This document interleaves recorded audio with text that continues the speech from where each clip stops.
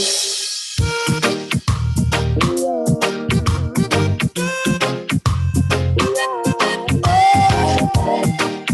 good it is to see Jah glory rising early in the morning.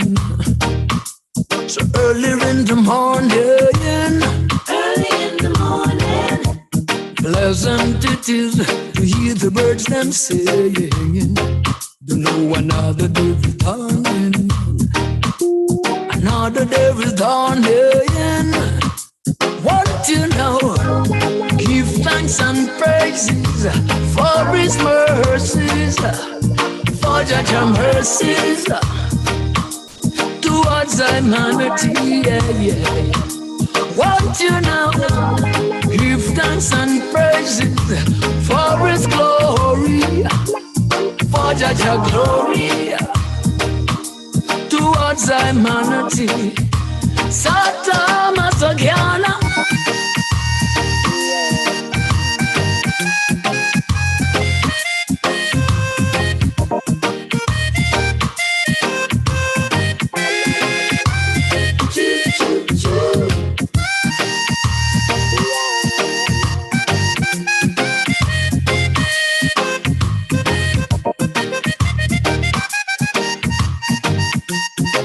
I'm gonna tell you one more time, yes.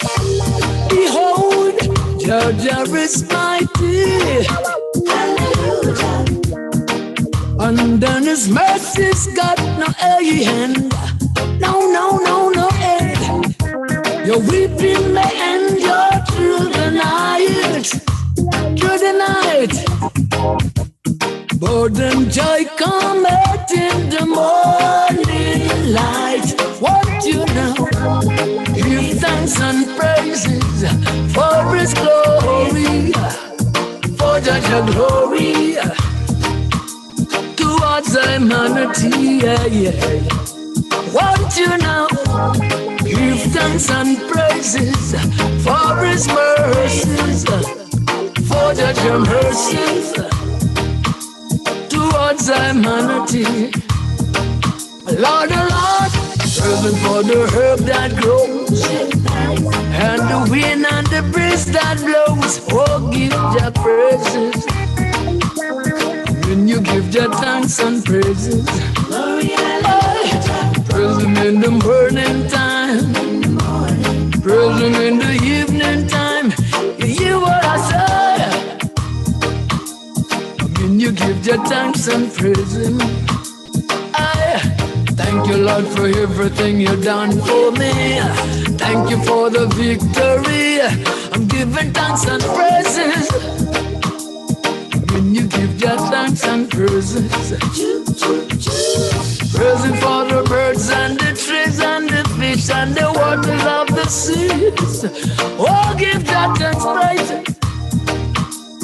When you give Jah thanks and praises in the morning, in the evening. All right, well, that is where we want to say, that is we, the folks from Civic Vibes. At this hour, it is 5 minutes past the hour of 6 o'clock. And yes, just in case you know, too, my name is Loftus Duran, host of the Civic Vibes program, as well Alvin Thomas, the host of this program. You'll be hearing from him in just a bit. For all those of you logged in at this time in Dominica, in the region or further afield, you know how social media go once you are on there. Basically, the world is glued. So a special good evening to you at this time, wherever you are, whatever time of the world that you are in now. Also, greetings and welcome to you. We are on the Civic Vibes Sport. That program is always on Sunday at just about 6 o'clock. And so, yes, this evening, going to be yet another very, very interesting this evening in terms of programming. We have a very special invited guest here who is here already, and he's ready to go. Yes, you'll be hearing from him in just a bit. Basically, it's a continuation of last week's program where our CBI program in Dominica has been under the microscope for some time.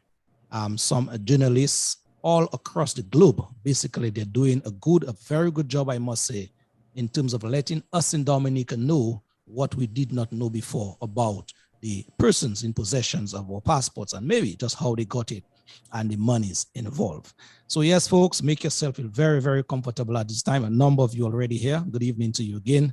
Please, as we move along, I beseech you at this time to share that information that is, share that live, make someone know that the program is on and that they too can participate and partake in that all important discussion this evening.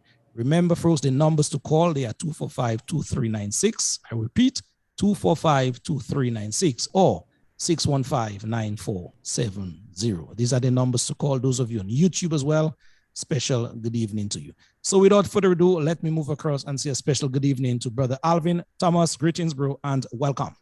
Yes, my brother Lofty, good afternoon. Pleasant good afternoon to you and to our many folks who have already locked in from all over the US, UK, idea, a whole bunch of places. It's indeed a pleasure to be back again this Sunday and to discuss a very important subject matter.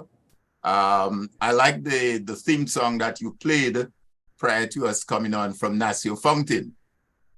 Give thanks and praise. And I know we need to do that, given we just, how should I say, scraped the wrath of Hurricane Tommy. So I'm happy that we will spare that. But like everything else, we have another hurricane that we have to deal with.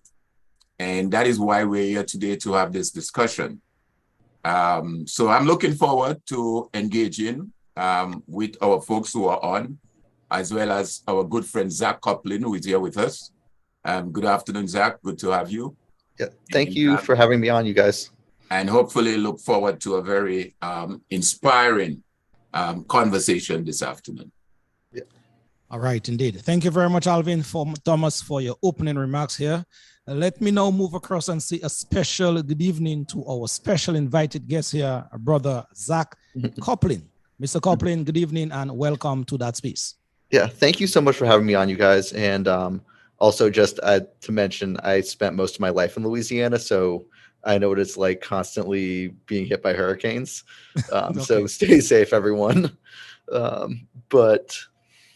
Yeah, so I am an investigator at the Government Accountability Project, which was a partner with OCCRP on the investigation into the CBI program. And what I would basically say is I was one of the original people who kind of caused this investigation to come into focus. And I think I know we talked a little bit before this about kind of about claims of, well, why did we investigate this, right? And to explain a little bit about me, my background is not actually looking at things in the Caribbean. I've spent a lot of time looking at Iraq, Afghanistan, Iran, Dubai. And that was actually what sparked this interest, is we were looking into Iranian money laundering. And that led us to Dominica. Wow, indeed. Okay, so Zach, let me just, on behalf again of Civic Vibes, that is the team that we're working with, and the many folks here, thank you for taking time off your busy schedule to come and speak to the Dominican people about the work that you and others have been participating in at the organization that is the OCCRP. Yeah, again, I think it's very important to do that. Yes, indeed. In terms of the organization itself, just as a foundation for the conversation as we are moving forward here, give us, Zach, an idea of just what is the scope, an overall perspective, as it were, of that organization that you guys are working through to bring to the fore the issues relating to the passport programs in the Caribbean, especially Dominicas. So OCCRP, it stands for the Organized Crime and Corruption Project. And I don't work directly for them. I work for a similar, another nonprofit. But OCCRP is very unique in it helps bring journalists from around the world together, because the thing about journalists is they can get very, very competitive and refuse to work with each other and kind of block off. But when you have multiple journalistic organizations working together, you have far more impact. And again, you can have far more power at figuring out the truth of a situation, especially when you have different kind of expertises and regional backgrounds and knowledge of different places. I don't know, for example, all that much about Thailand or Taiwan or maybe like Egypt, Yeah. but I might know more about Iraq, and there's people who know more about Russia than me. And so we brought in they organized reporters from Russia, reporters from Germany, reporters from Taiwan, reporters from Lebanon. We had a Brazilian reporter, we had a Nigerian reporter helping us, and you have this massive. It was about 60 people came together, and kind of all were spearheaded by OCCRP to collaborate, where we agreed that we will privately share all the information we find with each other, and we're all going to publish together. And they are kind of the glue that holds it all together. So in that case, I can say here, in terms of summing up, more hands make the work lighter. Yes, it's really incredible when you can, where you've never heard of a person, but you text a group, say, hey, I found this name. Is this name interesting? And someone's like, oh, that's a Russian oligarch. Yes, indeed. Give us an idea, Zach, exactly when exactly, in terms of a time frame, that you guys started that sort of investigative work. So we first were tipped off, my organization, not OCCRP, was tipped off in January of 2022. So almost 2 years ago now, about, we're looking at, again, Iranian money laundering. And I had been talking to OCCRP, and what I had noticed was that the Iranian money launderers that we're following, we've been tracking them through Hong Kong and other places, had Dominica passports, but they were Iranian. And I was talking to another OCCRP reporter who works on issues in Hong Kong, and I said this to him, and he goes, you know what's really interesting? And we had this whole match, that where the company was made, where the company was headquartered in China, and the fact that they're using Dominican passports. And he's like, I have other people who their exhibits a similar pattern. And that kind of got me started, where we found a few names of Dominican passport holders online. I said, well, what if I get as many names as possible, and we can see if we can replicate this pattern with Iranian money launderers, and see, because it was starting to look like something that the Iranian government was specifically using as a strategy to evade sanctions on oil and on other things. And so I was hunting around for where I could obtain basically copies of the Dominica Gazette. And in June of 2022, I managed to get a very large collection of them in Jamaica. And that was when I started going through, basically, at that point, I was looking again for kind of Iranian money launderers. And I started going through the names. I just started putting them in Google. And so one of the first names I Googled was God Nisanov, who is basically a sanctioned Russian oligarch, and immediately popped up that he's sanctioned. And there's a few other people who quickly came up, and I was like, this is like there's also a bunch of Saudi royals in there whose names are labeled with like an HH or an HRH. So you can tell that they're royals pretty immediately. And at that point I went, okay, this might have a lot more information than we were initially thinking about. And so I went to various editors at OCCRP, and we talked, and the conclusion was the best way to digest this data was, again, to bring in a large coalition to look through it and figure out. And so that was the start. So we got the data, most of the data, in June of 2022. And then we were working 8 months maybe to identify as many names as we could. And then since then, it's just been production, which is, again, it sounds silly, but there's been a lot of work and just coordinating different news organizations, getting things written, getting things approved, getting things in line with each other, getting everyone on the same page on what dates work. So it is slower than your normal newspaper, again, because a single newspaper can just publish what they find, but to get 60 people on the same page took us also months. Yeah, true. Just before Brother Alvin Thomas comes in here, sir, let me just ask you straight off the bat, because that is something that has been said on the ground, especially by the supporters of the Dominica Labour Party in Dominica, is that you all guys are very biased in your reporting. Give us an idea, how do you guys go about verifying or vetting or proofing that sort of information before you guys actually put it out there for consumption? Yeah. So I think there's actually two questions, or two points here, right? So the first is kind of, and I've seen the broader conversation. I mean, I saw the Prime Minister accused us, among other things, of being paid by the opposition.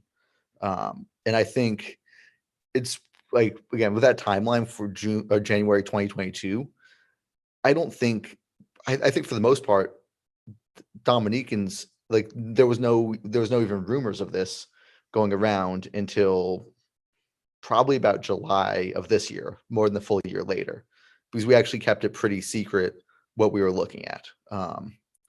And so there's that whole issue of why did we do this? And we did it because again, we were looking at Iranian money laundering. And it's not that we chose to target Dominica. Again, I've never really before this, I had never spent time doing journalistic work about the Caribbean. It hadn't crossed my mind until we started noticing a pattern. So it wasn't targeted at all. It just happened to be we noticed a pattern that was alarming and we followed where it led. So that's in terms of why we did this. In terms of the process, it's been a fairly exhaustive process where we've been searching in terms of verifying names. We have this list again of 7,700 names that came from the gazettes. Many of the names we cannot identify. They're very difficult because there's a lot of people who might have the same name, or you cannot eliminate the certainty that it could be a different person. Like you might not know. And so the way we worked is if you've reviewed the gazettes, the names in there are often connected with families. So you can see that, like, let's say there's a husband and a wife and then 4 kids who share the same last name. And so you could go, okay, that's a family. Now let me start pulling through, again, social media, through company records, through different, there's sometimes we could find different leaks from different governments or different, I'm blanking on the word, genealogy records. Anything that you can show that, oh, these 2 people are related and they show up in the data together. So that's a confirmation that's the person. Or can we find they made a UK company where they used their Dominica passport? So we were very, very strict about trying to basically get a solid confirmation on each person. And then we were looking for people who there's a lot of people, for example, I actually would have been more generous with how many names we released. And I think we're still trying to release some more names. But there's a lot of people I found alarming, but we chose some of the most specifically dangerous people, terrorist financing, Russian sanctions, and high profile individuals who should have raised, even if they're not directly accused of crimes. There's questions about why, for example, the Jordanian prime minister, the central bank governor of Iraq, the central bank governor of Yemen, where did they get their money for these passports and why do they need it? And what are they doing with those passports? That should raise red flags when vetting. So that's what we chose to release is serious instances that raise questions about what kind of due diligence there was. And it's a very, I lost it probably a year off my life from stress. The process is very, very, very strict. Yeah, that's quite incredible information, Brother Copeland, that you have released here this afternoon. Thank you very much. That for sure really set a solid foundation for the conversation to come. Brother Thomas, you have been listening. Your take, sir, thus far. Let me ask you, Zach, you've mentioned somewhere in the region of 60 investigative reporters. Yeah. How many countries you would say that together was roughly? Honestly, I don't have an exact count because there's 2 things. So we had newspapers, I think, in 12 countries, but then OCCRP has beyond that. OCCRP is a global network. So I know we're working just off the top of my head. We're working with Brazilian reporters. We didn't have a Brazilian story, but they helped us with their stuff in Portuguese that we needed help with. We had a Nigerian reporter who helped us with some of the Nigerians who, again, it wasn't in a specific newspaper. It was just an OCCRP. So that doesn't count as a country as a newspaper. It's another person looking at it. Right. And then you have in the Middle East, our newspaper was based in Lebanon, but we had reporters from Jordan. We had reporters from other places in the Middle East that were looking at this stuff. And so it's very hard to put an exact number, but over a dozen roughly. Over a dozen. It was published in over 10 languages. Over 10 languages. Or I think over, let me see. So English, Spanish, French, German, Russian, Arabic, Farsi, Romanian, Chinese, And then we're likely going to have Pashto coming soon when we have an Afghan article. So that would make 11. So it's just, I mean, again, this, as a journalist, I'm going to say that I've never worked on anything at this scale in terms of having so many newspapers just work together. It's actually really crazy to see how many stories and how many languages were done. Incredible, Zach. Incredible. And let me again thank you for the work that you're doing in terms of bringing that to the light. I'm not sure how much you know of journalism in the region, but one of the serious shortcomings we have is the access to information. Yeah. Most of the islands do not have what you call a Freedom of Information Act. Yeah. So as a result, it is extremely difficult for any journalist or any media house in the region to access information and to write the kind of stories that you guys are writing. Yeah. So I really want to thank you for that. Yeah. And the reason why I asked the question is to sort of piggyback on what Loftus said earlier. We have to look at this thing within the context of credibility. Yeah. And I mean, if you say there were 60 or more reporters, investigative reporters, you're talking about over a dozen different countries, and you're talking about publishing over 11 different languages. That should give any one of us listening in Dominica pause for and question. Yeah. Because, I mean, it's just incredible and it's mind-boggling. Yeah. Well, it points out we found, again, that those many countries is partially because we found stuff that raised concern in a lot of countries. Absolutely. And that's what sparked it. Absolutely. Absolutely. And that is one of the reasons why we here at Civic Vibes are on top of this matter. We are not going to relinquish, and we're going to continue on this matter. And the government has to come clean on that. Yes. They have to come clean. They are obligated to come clean. So I really, really want to thank you. There is this quote from Global Partners on the question towards open and transparent government. And it says clearly that creating an open government regime does not happen in a political vacuum. Context matters, but so do the actors instigating the reform or the investigative work. And the momentum to create such an open government regime, therefore, needs to come from three separate groups of actors to ensure most progressive results, which is what we are getting from what you're presenting. There needs to be one, political will and buy-in from the politicians. So they have to come clean. There needs to be a competent body of public bureaucrats that can implement and manage open government systems.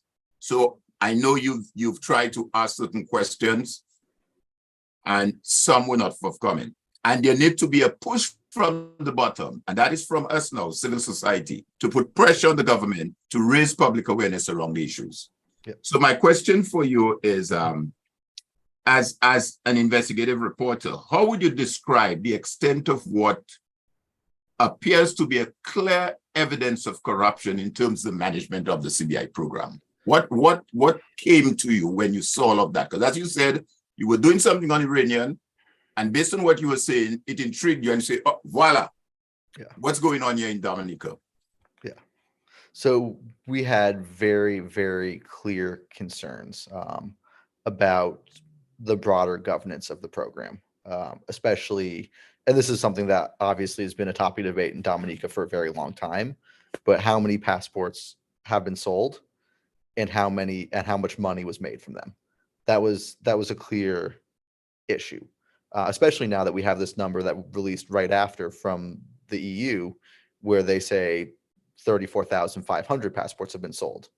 And that, again, we don't know exactly where that number came from, whether it was provided by the Dominican government, whether it came from something like CARICOM impacts, which is a possibility. I actually don't know. We've asked and not been given an answer. But that number is truly mind-blowing.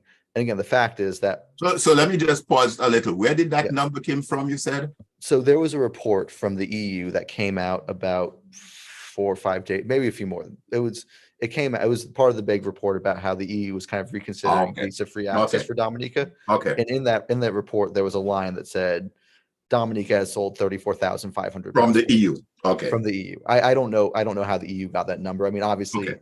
we can all go look at the net. And I know this is discussed in Dominica. The opposition brings this up regularly, but you can go do the math on naturalization certificates, and it gives you a big number. Absolutely. And so I don't know how much it lines up with the EU. I personally do not trust the Dominican budget because it's inconsistent, right? You look at, for example, there's revenue numbers from, I want to say 2011 and 2012, where they publish the exact same amount of profit each year down to the dollar or down to the ECD from the program, right? And you'll never have a coincidence like that. That doesn't make sense. It's unbelievable. So the natural conclusion is there's something weird about these numbers, right? So there's questions about that, but whatever the number is, it's clearly more than the 7,700 we obtained, right? And we also know this because I have leaks. We got about 3 or 4 different leaks from various places. Some of them, for example, we used the Pandora Papers, which was a big leak of offshore companies, and people use Dominica passports to incorporate offshore companies, and they weren't in the data that we obtained from the gazettes, their names. Or you have, for example, this guy Yildirim Demirören. He's a Turkish oligarch, very close to the Turkish President Erdogan, and he kind of owns pro-government media. Helped suppress free speech in Turkey. He has a Dominica passport. His children's names are in the gazettes. His name is not in the gazettes. We only learned about him because we got a list of people who had purchased passports via arranged developments. And so that raises questions. Well, why isn't he in the gazettes? And I don't know the answer to that. But as a reporter, and this is just my perspective as a reporter also, I want every name. Like, we found problems. If there's been 34,500 names, or has been 30,000 or 40,000, however many, right? I want to see all those names. I think that's a basic start. And you give me all those names, I'm going to start looking through them because that's just my job as a reporter. But if I'm highlighting a big issue, it's the fact that there's so much secrecy around the names. And then the fact is, again, when you don't know how many people have obtained the passports, you don't know how much money's been made, which allows a lot of questions about the budget. So I think those are important things to really highlight. And again, we highlighted those in the reports. I know it's not a new subject, but it's still, I think, very important to all. No. I think that you have put it quite correctly, and you have hit the nail on the head. Lofty, you want to go ahead and yes, sure. So Mr. Copeland, what I'm getting from you, and I just need to concretize that point that you made. Are you saying, based on your work that you guys did so far, in that you're saying that based on the number of passports issued out there, and some of the numbers now that you guys are seeing in terms of monies that are in the country, or I should say, the financial records to show doesn't add up at all in terms of the both scenarios? We found what I can say, because I never, as a reporter, it's hard for me to draw conclusions. Yes, I know that. I can point out the weirdness, and that's what I will. So there's a lot of weirdness in the Dominican official budget numbers, in terms of themselves, right? Where the numbers exhibit red flags because they're duplicates, or they exhibit red flags because they don't match up. Right? You can look at a gazette and say, okay, in 2009, again, the budget year doesn't match up with Gazette years, which is always a weird thing. But you go, okay, 2009, they sold 282 passports, according to the Gazette, I think was what it was. But the budget records $6 million. There's no way you can really make, we were playing with the math in ways to try and make the budget work, and we couldn't make the budget work. And so again, even though it's not an apples to apples comparison because of the dates, we were like, that's very weird. There's an inconsistency. Meanwhile, you also have times where the prime minister, for example, has said numbers in parliament that also don't match the budget. That was officially the government of Dominica's document. And so, again, can I tell you what that means? No. Can I tell you it is certainly weird and raises major red flags about the budget and its integrity? Absolutely. I have a lot of questions about it. And again, should more information be released to make it clear? As a reporter, I would love that. And so that's kind of the answers I can give on that. Is basically there was a lot of weirdness, and we wrote multiple stories exploring those weirdnesses. Wow. Just to go a little further, so would you suggest now, would you say, or would you come to the conclusion that some governments across the globe having in their possession now, you guys work in terms of your findings so far, that in terms of policy moving forward, some of these governments would pick up your document and would sort of use your work as a guide in terms of their certain decisions that will be taken? I think it's quite possible. I know, and what I can say about this, I know just from my sources that the EU was already on, before even the UK removed visa-free access, the EU was already having issues about this, and they've been having issues internally with Cyprus and Malta before. I might be misremembering. I think Malta lost its program. One of them had to shut down their program. Yeah, Malta. Malta. And so there were already issues that had been brought. I mean, again, you had the meeting in February with the U.S. government in Dominica and the other 4 islands that have CBI programs, where they agreed to get rid of the Russians, and that was kind of the compromise position with the U.S. was the U.S. wants to get rid of the Russians, and so it got rid of the Russians. But I don't know that they reached. And again, this is to be clear. This is me just saying I know there's issues. Yeah. I don't know that they resolved the issues with the EU there. And so, do I know what policymakers are going to do in the EU? Not really. Do I know some? I saw one of them post our report on Twitter, so they're aware of it. But you going through your work, what is the general feel from your guts, that is you had or still have, going through the reports, going through your work as it pertains to where Dominica's CBI program may eventually end up in terms of, other countries taking certain measures? It's honestly hard to say. I think it's a longer term thing, especially now because of the war in Israel and Palestine. Yeah. I think it may be a little while before governments take stock. And then who knows, right? I mean, there's various different things that could happen. On one end of the spectrum, the EU could revoke visa-free access, or they could do nothing, or they could reach some sort of compromise in between to force out more transparency. I'm also, to be clear, I'm an American, and my finger's not super on the pulse of European politics. So I really don't know what the Europeans plan to do. It's certainly not going to get Dominica visa-free access to the US, for example. But that's not. Yes, I read as well, Mr. Copley, in the interest of time, because we acknowledge that you have to leave in maybe 7 o'clock. So let's get to it. I realize as well in reading some of the reports that your name came up as doing some work in the Spain reporting, the La Liga league, that's soccer league or whatever it is. What can you tell us there in terms of your findings? So this was one of the original stories, and this is, to me, one of the craziest stories. And also very important to me because I played soccer for my entire life. So I really wanted to work on a soccer story. But what happened is, you've got Spain's soccer league, La Liga, had made a sponsorship deal with a company inside Iran called MTN Irancell.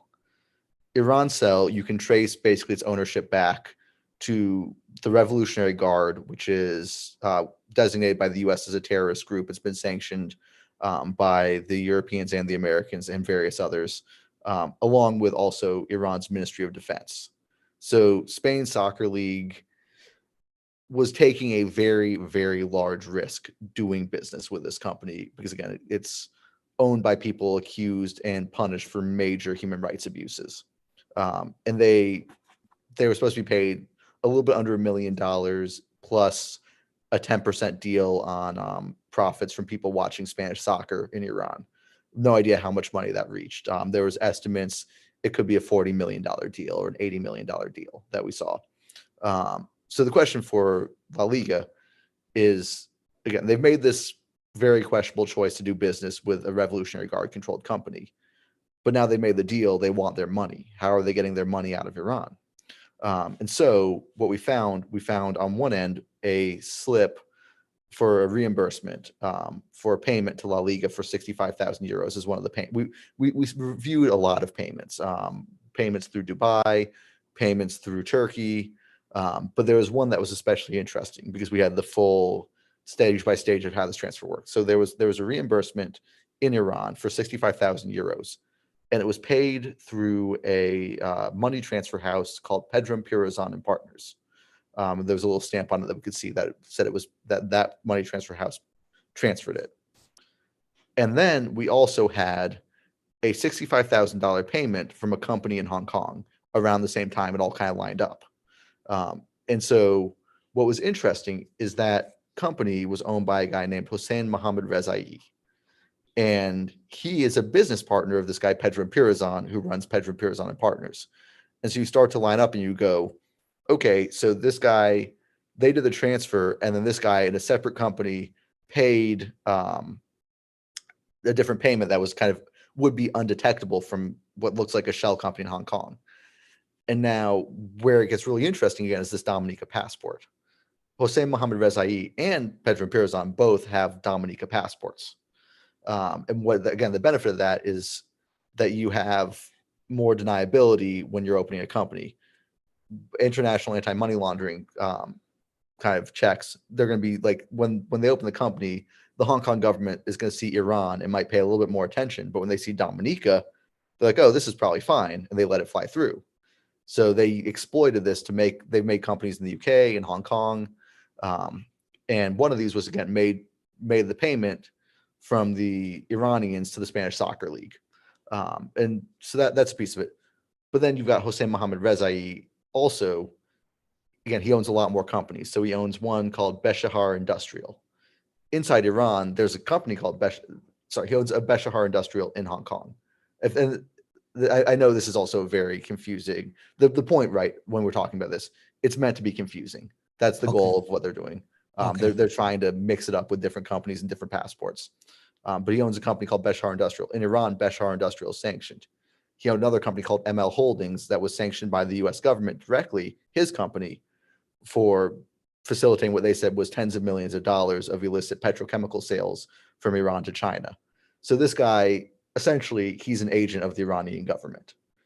And he was using a Dominica passport to facilitate those actions. And then again, of one of the weird ways he was doing that was paying the Spanish Soccer League, which I find fascinating personally. So feel free to also, again, just to reiterate, the point is that it's complex, that it's winding, and that it's really hard for people to detect. And the passport's a piece of it. And I guess that is how, quote unquote, persons with criminal minds operate. Yep. Exactly. Absolutely. Yeah. In terms of persons that you guys maybe saw, are there any persons who are wanted by the Americans, the UK, or any country in the world in terms of criminal records and have in their possession Dominica passports? So I'll throw out a few. It's not necessarily going to be Americans. So you've got Fayez Al-Fiori and his son Mutasim, who Mutasim has evaded justice in Jordan for Ponzi schemes, and he has a Dominica passport. You have Moe Folaranso in Nigeria, who allegedly had a Ponzi scheme, and the Nigerian government told us they're trying to obtain an Interpol red notice for him. He has a Dominica passport. You have, let's see, who else? You have, one second. You have Wang Pai-hung, who's in Taiwan. And again, he and his wife ran a Ponzi scheme. They stole millions of dollars. They got Dominica passports, and they vanished off the face of the earth. There's a lot more names of similar types of people. One that hasn't been released yet, Wadi al-Handal, was accused. He's an Iraqi businessman accused of sanctions evasion on behalf of Saddam Hussein, and he was accused of that by the CIA in the U.S. And then there's also, let's see, I'm looking through Soroush Najafzada, who was involved in a major Iranian money laundering scheme, basically working with a guy named Reza Zareb, who was arrested in the U.S. on vacation, but he was a major money launderer on behalf of Iran. And this is one of the business partners who has a Dominica passport. We found various different Russian politically exposed individuals. We found another fun one is this guy, Kyle Davies, who is a crypto guy who is hiding out in Bali after vaporizing at least $3 billion of his shareholders' stock in crypto. And his business partner just got arrested in Singapore. And he has a 4-month arrest warrant out, or he has a 4-month prison sentence against him to start if he's detained. And he's running around. He refused to answer our questions, but is apparently running around on a Dominica passport. So that's just a sample. Yeah. So basically, Brother Copeland, that throws out of the window the narrative on the ground by the government handlers is that your guys reporting they are basically known criminals in possession of Dominica passports. No, there's definitely known criminals in possession of Dominica passports. I think we're pretty comfortable saying that. Wow. And even then, even if you're taking out criminals, I mean, for example, I saw some of the kind of defenses of the program from these. I don't know, like they were Pakistani and Indian websites. Basically, for example, they're saying, well, like this guy Asadullah Khalid, who had the passport, right? He's not so bad because he's friends with the U.S. Like, let me be the first to say I criticize the U.S. government a lot. They're friends with lots of bad people, and that doesn't make like them okay. Like this guy was known.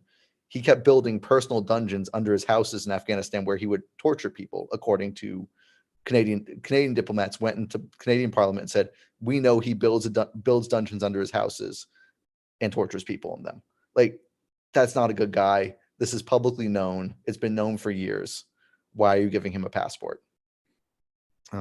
It's right. It's not defensible just because he met Obama once. Like that doesn't make him a good person. True. Yeah. Thomas. Yes. Yeah. Let me ask you, Zach. In terms, as you may be aware, there are other islands, countries within the OECS that run similar program. Yes. And even that EU document you referenced, I think they said there that Senkis issued something like 36,700. Were you guys during your work able to look at, maybe not in as much detail as you did for Dominica, but look at the other programs, St. Kitts or Grenada or Antigua, any one of them? I don't want to speak too much about this because what I'll say is I'm very optimistic that there could be more done. For example, here's what I say. If someone wanted to gift me the names of St. Kitts passport holders, I would be very, very grateful. My email, you can find my email online. You can send them to me. That's what I was saying. I got you. I fully understand. But let me just say too briefly that. All right, Alvin. Before you make that point, let me just ask Brother Copeland whether he is open to take 1 or 2 callers from our listeners and viewers. Yeah. Okay, sure. So, folks, just before Thomas comes in, the numbers to call, I'll be opening up the lines in like 5 minutes' time. The numbers are 245-2396 or 615-9470. These numbers that I just called, they are plugged into the live feed. Take note. Yes, Alvin, thank you. No, just in light of what Zach is saying as it relates to these shell companies and all of that. I have a document before me. It's called the Trade Policy Review. And it is a review document that is undertaken by the WTO for the OECS WTO member states. And it's a review that is undertaken every 6 years. The last one was done in 2014. And due to COVID, they were not able to do the next one, not until sometime this year in March or May, thereabout, they had this one done. And it sort of gives an overview of, fiscal policies and all that stuff of the various islands in the region. And included in there, of course, are comments made on the question of the CBI, which I will not deal with right now due to time constraint. I'm sure once you leave, I'll be able to deal with that with our listeners. But interestingly, though, under the area that reference other financial institutions in the OECS WTO member, it says that there was a total for that reporting period of 39 international financial banks. 39. Mm-hmm. And out of that 39, Dominica alone had 17. Mm-hmm. Dominica alone had 17 of those 39 banks, more than half. And then the report goes on further to say that what you had before, you had offshore and onshore companies are separate. They did away with that recently. So in terms of the policies, for instance, you could have exemption in income tax, capital gain, withholding, and all of that. Direct tax on profit, assets, value. All that was ceased by Dominica in 2021. Mm-hmm. Dominica is only one member of the OECS, but Dominica ceased to have that. So it just sort of reinstates the point that you're making, that those criminals were using Dominican's passport, and at the same time, government was approving banks, international banks, for those criminals, as many as 17 banks to siphon those monies. So I think this is a very serious matter that requires a lot of investigation. All right. Thanks for your point, Alvin, very much. Coupling, if you need to answer Brother Thomas, then just hold it. We have a call on the line. Caller, good evening. Welcome to Civic Vibes. Caller, good evening. Welcome to Civic Vibes. Are you there?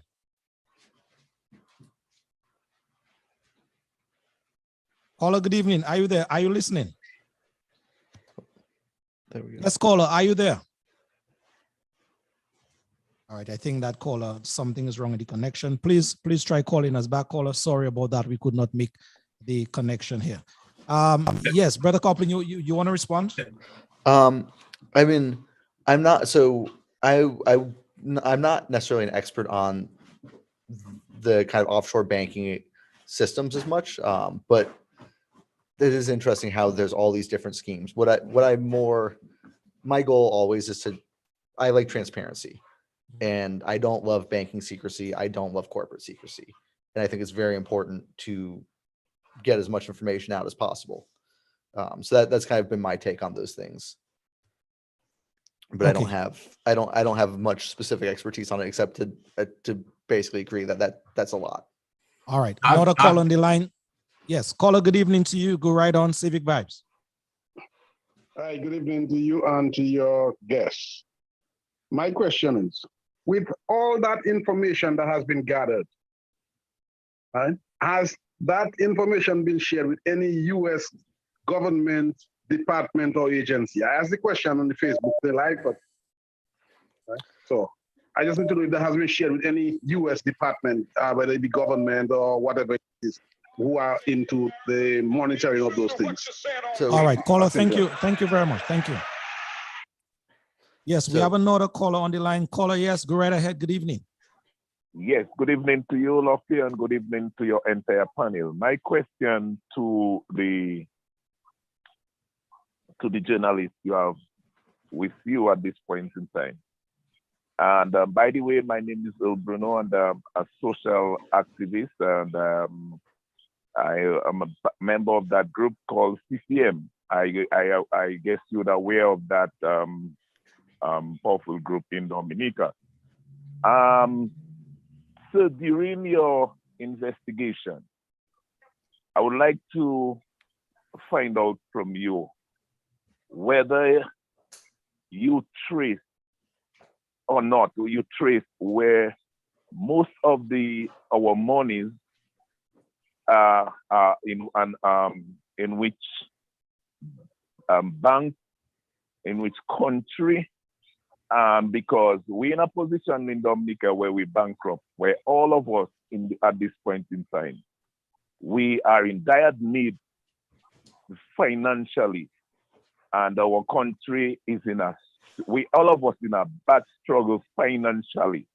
So, all right, so caller, based on the question that you're asking, let me just get it straight off the bat from you, just to reiterate the point, because we have to move on. You want to know whether through the investigation, Brother Copeland here can tell you whether he's in the know as to where some of our monies are hidden. Yes, and Okay. if it is possible that they will be able to help us to source that money at some point in time. All right. Thank you very much. Yes. Yeah. Brother Copeland, you want to respond? 2 questions so far. Yeah. There are many more calls, but let me just rest that with you. Yeah. So the first one, we have not directly provided the raw data to any U.S. government agency. Okay. It won't be that hard. I asked some government officials before we started the process, have they ever conducted a systemic review of the program? And I was told no. I don't know if they're going to be interested now. And I can't imagine it would be too difficult for them to obtain the data if they wanted it, because we spelled out, for example, even if the Dominican government doesn't want to give it to them, it's available in Jamaica, for example. So it's very obtainable, but we're not handing it out. Okay. But yeah, so it's that one's for one. For the second one, tracking money is one of the hardest things there is, because it's so easy to hide it under. You can hide it under a name. You can hire a proxy where it's not your name. You can go to a jurisdiction like Switzerland, which keeps the account secret even from other governments. You can go to Dubai, which allows anonymous companies, and so that it's very, very difficult to track. What I will say is what I found fascinating, and I'm still working on. And again, to any of your listeners, I actually would love tips on this because I've been trying to find out more. You may have seen the scandal this summer about how one of the cars that had been gifted to the prime minister was basically taken back, and where did that car come from, and how did it get there? And I've been trying to track basically the origin of it from Dubai into Southeast Asia, and I'm nowhere near done with this, but that's a thread I'm finding very, very interesting. And so, yeah, so if anyone has any tips, that's something I still plan to work on. All right. Thank you indeed for responding so far. Another call on the line. Caller, yes, good evening to you. Go right on. Hi, good evening. Hi, good evening. I'm calling to find out. I have 2 questions. The first one is, can we sue the government, or can we allow the prime minister to be jailed for the criminal activities that are being done? And 2, are there any paper trail, I should say, in regards to any information that has been posted on the website in regards to Dominica? So are there any properties, any of them sought there, all them sought there in terms of the illegal activities? Yes. All right. Thank you very much. Yes, Brother Copeland, you want to respond? Yeah, Paper so trail evidence, if any, or whether, I guess the citizenry can bring a legal challenge. So I think the first answer, the first question, I think is probably much better left up to a lawyer and a constitutional expert, because I am neither of those. I certainly not on Dominican law. The second one, in terms of the paper trail, most of it is stuff that was already known, actually. But you can see, for example, there was an old WikiLeaks cable talking about the prime minister's houses and questioning where he obtained the assets to buy those houses. Again, it's not a resolution, but there's been a lot of again, it's the same questions.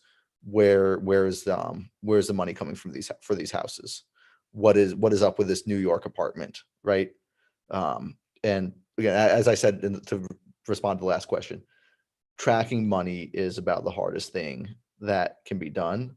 Like, for example, when we talked about the story about La Liga, the fact that we had multiple ends of a wire transfer is incredible, because you often don't get full pieces. You just get a bit here and a bit there, and it becomes very hard, especially for a journalist, right?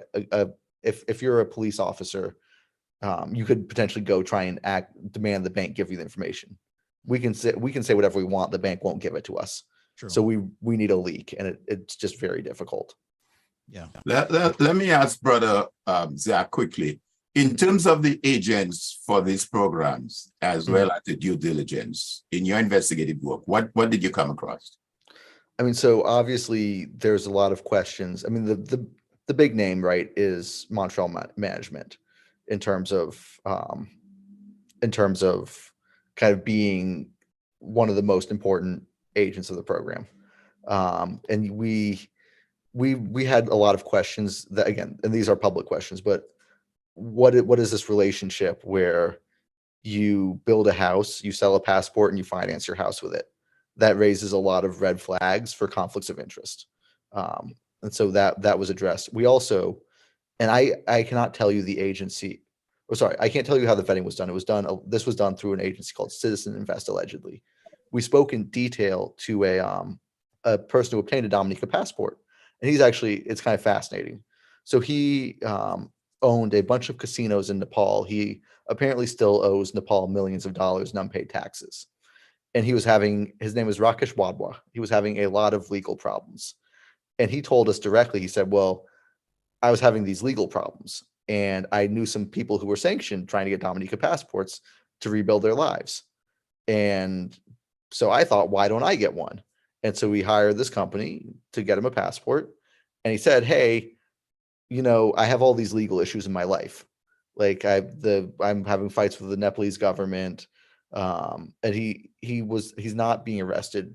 He has no like legal, or he right now the only case against him is civil for the unpaid taxes, I believe is the situation.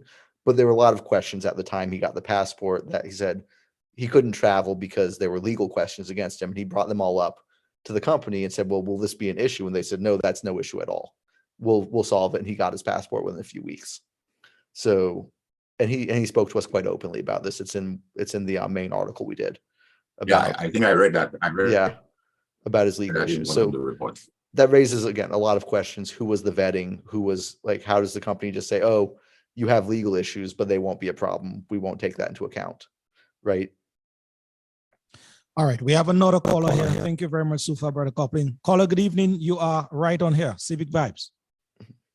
Yeah, Lofty, good evening. Yes, good evening. Can you hear me, Lofty? Yes, loud and clear. Yes, we're hearing you. Yeah, and good evening to your guest. Lofty, I would like to ask your guest whether he agree with me in that this program needs to be shut down, knowing the vast amount of passport that is already been sold, and Dominica has not seen that money. And with the recent events with Iran and what happening with Hamas and Israel, where you have a bunch of Iranians using the program to launder money, to me, it is creating a greater risk and problem for Dominica than the benefit. So I'm just asking him whether he believes this program should be at least suspended till we know exactly what's happening, how much passport is sold, who got the passport, and where these monies are before we continue with it. Thank you. All right. Thank you for your question, sir. Yes, Brother Coplin. Yeah. So I think there's certainly a big risk the program does. I don't know. I mean, it would take an action of the Dominican government to shut it down. I think there's a big risk to the program from the European Union, which could functionally shut the value of the program down. And I agree. I think that the Dominican public needs to know, again, who got passports, how much money the government made, how the processes in terms of vetting worked. I think all three things are things that the Dominican people deserve to know. In terms of, again, in terms of what my personal views on it, it's an interesting situation, right? Because like, and I haven't said this yet, but like, I'm actually like, I tried to put this in the story, the kind of the history of Dominica getting screwed over historically, and how Dominica's tried various different things to build an economy for its people that got shut down by the Europeans and the Americans. And then they settled on passports and kind of exploited the global system in itself. And so, again, there's questions about what Dominica owes to the world and what the world owes to Dominica that are tied deeply into the passport program. Having said that, I don't know, again, is the average Dominican seeing that $100,000 from each passport? I don't think so. And I think that's a big issue that makes me much less sympathetic to the CBI program personally. Again, you have all these problems, and where is that money going? Because yes, I don't think it's going to just the average citizen. Mr. Coplin, I realize we're running out of time with you. It's already just like 2 minutes to 7 o'clock. But let me ask you, sir, in your investigative work so far, or the other journalists, did you guys came up with any name such as Monfared. You talk about MMC or Mr. Hayden, Anthony Hayden, or even Alison Madwiki, this former Nigerian oil minister. So Monfred, interestingly, he got his citizenship before he obtained the diplomatic passport. I believe he got his citizenship in 2009, and I think he obtained the diplomatic passport in 2015. His son, I did not actually, I'm not well equipped to answer the question on Monfred because we did some research on Monfred, and his son actually spoke to us for an article about fugitives with a Dominican passport. Okay. I believe his son is selling passports these days in some form or other. That is what we are hearing in Dominica. Yeah. Yes. But I know there's an article on it. I just personally, that was not mine. Okay. So I can point people to the article, but I'm a bad person to talk about it. But having said that, it's on OCCRP's website. There's an article about that has some new stuff on Monfred. On Madwiki, she was not in the data we obtained. I know the Dominican government has denied she had a regular passport and said she only had diplomatic and never obtained citizenship. I mean, is it true? I don't know. She's not in the gazettes. So that could mean what they said is correct, or she might just not be included in the gazettes because we also know certain individuals are not included in the gazettes. It's hard to know more than that. I know I've been asked for this repeatedly, and so I want to quickly, I've been asked about what we asked the prime minister, and he did not answer us. And so I want to give a quick, sure. Can I give a quick overview of that? And so a lot of it is basically, we asked him simple stuff. How many passports has the program sold? Are you going to plan to release the rest? What do you have to say about the weird budget numbers? What is the acceptance or the rejection rate of CBI applicants? What is the relationship between the Dominican government and MMCE and the house that was rented? What kind of vetting have you done to basically make sure you're not allowing sketchy people in? And again, a lot of questions about different. We outlined in the article, and I've mentioned earlier, the duplicate budget years, the fact that the budget numbers in Parliament are different from the budget numbers in the actual budget itself. That's the large bulk of what we asked for answers on. And he gave at least 2 press conferences where he called us terrorists, but he never actually answered our questions. And that was disappointing because again, there's been a lot of, I said this had nothing to do with the opposition. We were working on this for years, but they're collaborating with the opposition. That we were paid by the opposition. No, we tried to talk to everyone. We tried to talk to multiple different sides. We tried to talk to the prime minister. We tried to talk to various officials in the CBI program. We sent lots of questions. No one wanted to talk to us. And so all we can do is try our best and get them to answer our questions. Yeah. Let me ask you, Zach, before we let you go.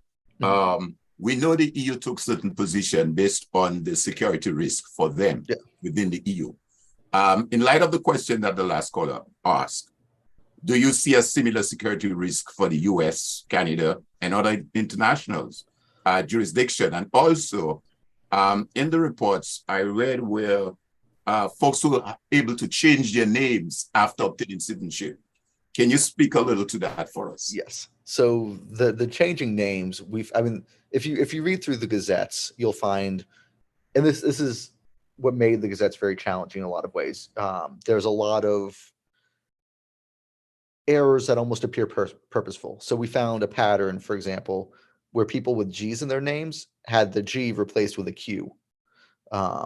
And my impression is that this is what's likely on their legal documents when they travel, because we've seen people incorporate companies with the spelling errors that are in the Gazette in the companies. And then you have transliteration also helps with this. So let's say you have a name in Arabic. And this is my favorite example, where you have the name Ayman in Arabic, and you translate from Arabic to Russian, and then back to Arabic, and then back to English, and maybe back to Arabic and then English again or something in there. And this guy managed to change his name in Arabic is Ayman, is the most direct transliteration. It's how you spell it. But after he translated it back and forth a few times, he managed to get a legal spelling of his name, Ayman, spelled Yman. And again, he never changed his name. He just translated it a few times, and it resulted, because languages are not one-to-one, in a little different name. And so that was a very fun one to track down. Apparently there's some issues with him in Russia. We didn't really know that much about him, but we knew his name had managed to change when he got the Dominica passport by the translation. So that was one. And then sorry, what was your first question again? I guess I just went off on that one and forgot. The security risk for the US and other international jurisdiction. So I think the security risk for the US is actually a different one. And what the US will be concerned about is less about travel, because the EU is worried. I mean, again, that someone might, so the EU is worried about terrorism, but also Russian oligarchs, the way they have that issue too, where and again, not to defend America and the US, which are filled with dirty money, but the EU, the Europe is filled with dirty Russian money. And this helps facilitate the Russians getting in there, making Swiss bank accounts, buying London properties, all kinds of things that you want to not necessarily allow as easily. So that's one problem. But the US is even more of that, where you look at a guy, Hassan Nasser Jafar al-Lami, for example, who's one of the people who got a Dominican passport. He's an Iraqi guy, owns Iraqi banks. He was blacklisted by the Federal Reserve of New York for financing the Revolutionary Guard. And so the US is going to be very concerned about individuals like that. Or we had people who were involved in sanctioned Houthi money laundering businesses in Yemen with Dominica passports. So I think it's likely the US is going to look at this more as an anti-money laundering thing rather than just a physical security. That's going to be a big thing. And of course, the US is not right now, doesn't like Russian money involved. Okay. And let me just ask you very quickly, from your investigative work, how many passports did you came across that were revoked? Did you see numbers revoked? We did not come across a single one. We asked. Not a single one? I mean, again, is it made public? Yes. We don't know. Yes. So I don't want to say no one's revoked a passport, right, because the government has said they've revoked, I think, 25 total or 250. I don't know. We asked them, have they revoked passports? They didn't answer us. So we don't know. But in terms of those who got those passports, those undesirables that we spoke about, you were not able to see where their passports were revoked. No, we are not aware. I mean, again, we welcome the Dominican government coming out and providing more transparency on the issue, but they didn't answer our questions, so we don't know. And there's no public evidence, right? Like whatever they've done, it's not public. Okay. So if they've done anything, or if they've done a lot or a little, I couldn't tell you. All I can say is we asked. They had the opportunity to tell us. Thank Copeland, yes, thanks, Alan. Brother Copeland, just before we release you, I just need to ask you two more questions. So one, what would you say about, what are your thoughts on a government, and I'm specifically talking about the Dominica government now, the Labour Party government, that up till now, nothing of substance has been said from the powers that be as it pertains to you guys reporting in terms of a rebuttal. Nothing. That's one. And secondly, there's a narrative on the ground that they are pushing, that's the government side is pushing, that you guys are basically trying to cripple the CBI program, which is the lifeblood of Dominica's economy. Your thoughts? So the first one, in terms of governments, I mean, I've had a lot of governments very angry at me. I've had the government of Iraq, the government of Iraqi Kurdistan, the government of Afghanistan. I'm used to governments being angry at me, and I'm used to them not responding. This is, again, although I wouldn't say comparing yourself to the government of Iraq is a great move. This is what happens whenever we write stories, is we get greeted with unhappiness. And do I think politicians should be transparent? Do I think they should release information? Do I think we should see, again, everything we've outlined that the Dominican people deserve to see? Yeah. Am I surprised that the government is not answering questions about a report that just honestly doesn't contain great things about a government program? It's not shocking. That it's not a good thing. It's not shocking to me. In terms of, sorry, can you give me the second one again? Sorry, in terms of you guys, your sole intention is to cripple the passport program. and hence the economy by extension. So as I mentioned earlier, I'm incredibly sympathetic to Dominica's history in terms of hundreds of years of slavery and then colonialism and exploitation by the Europeans and Americans. It's again, like I'm not here to cripple Dominica. That's not what I want. It's just, again, I'd be much more sympathetic to the CBI program if it seemed to actually be going to the Dominican people as a whole, because I find it fascinating, right? Where there's nothing illegal about the CBI program under international law. This is a question of relationships between different governments, right? And Dominica is not going to be stopped because they're breaking laws. It's going to be because they're selling essentially access to Europe, and Europe has the power to shut that down or not. So it's kind of an interesting thing. And so do I see it as it's not great ever to give terrorist passports, but it is kind of an interesting thing of as a place, what does Dominica owe to the world? Well, it hasn't treated Dominica well historically.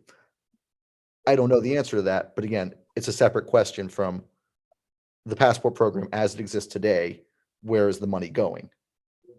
Is it crippling Dominica if there's problems with if the CBI program is getting exposed for bad actions when the Dominicans aren't getting the money?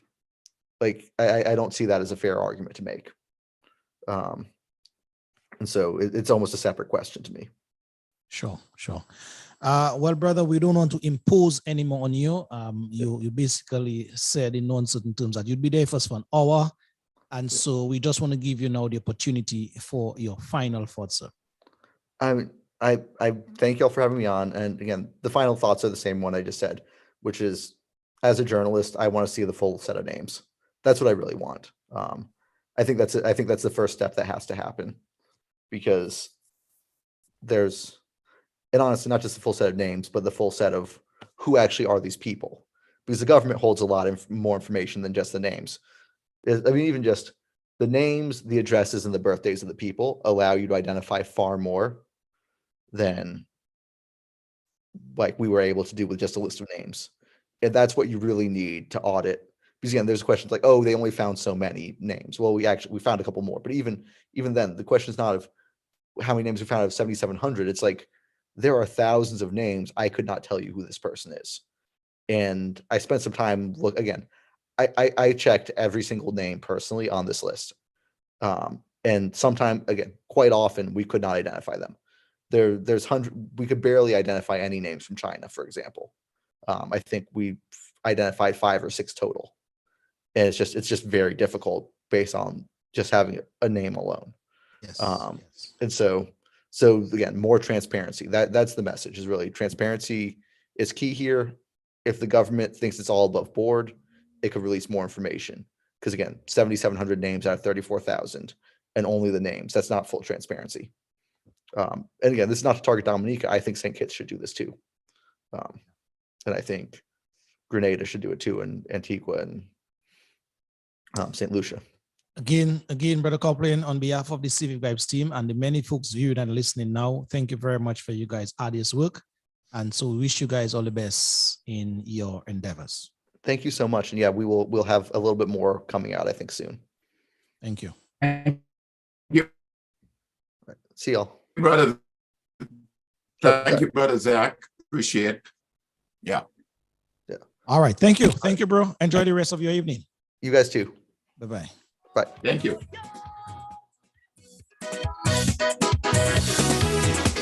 It's the story about your karma.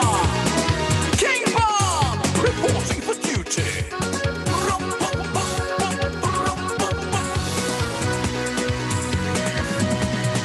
Because God is so silent, man taking full advantage. So now and then examples are sent to emphasize this message. As a man so shall he reap, whether or not he believes in it. Nobody can protect you when karma comes back to get you.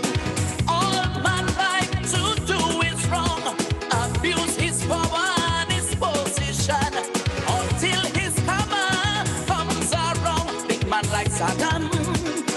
Saddam, Chavez and Gaddafi. Gaddafi just be begging for mercy. Hey, hey, crying like a baby. So all those who think they have power, come. All right, Dominica. I know you guys have been glued to your seat for the past hour. Today you up, tomorrow you don't come. That is how we do it right here on Civic Vibes each and every Sunday. Kings and powerful men, it's a natural justice thing. No one is exempt. So when a prime minister becomes a kidnapper, then one day he travel and you hear him missing. Guess what? Come in. Boom, boom, boom. That is how we do it here each and every Sunday, folks. The truth, the whole truth, and nothing but the truth. Brother Bob, King Bob, come in. To the many of you, the multitudes of you across the globe at this time tuned in, good evening to you.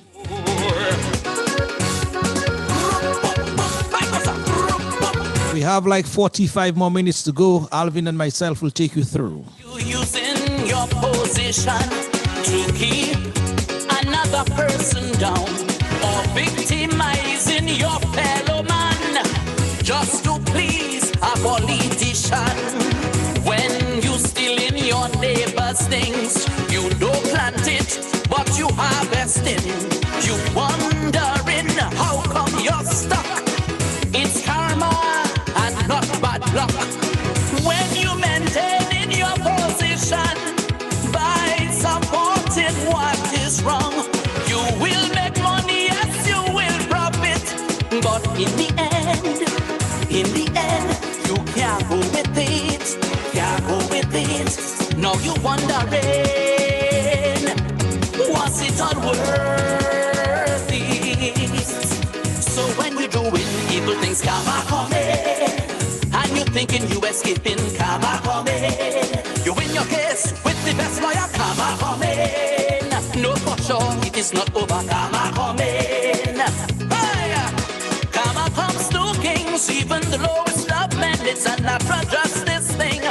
No one is exempt. So when a police officer brutalizing a protester, the day he take off that uniform that protected him, guess what?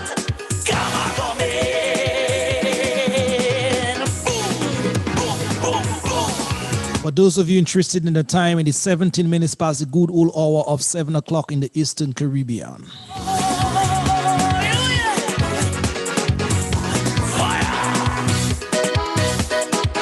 There's one more verse from King Bob, but we'll give you that entire song when we bring the program to a wrap this evening. Let's go back to the live panel at this time.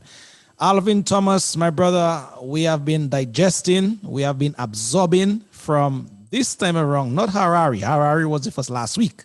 This time is Brother Copeland. Your thoughts, sir. Folks, remember as well, the program is there live, and you can still call in 245-2396 or 615-9470.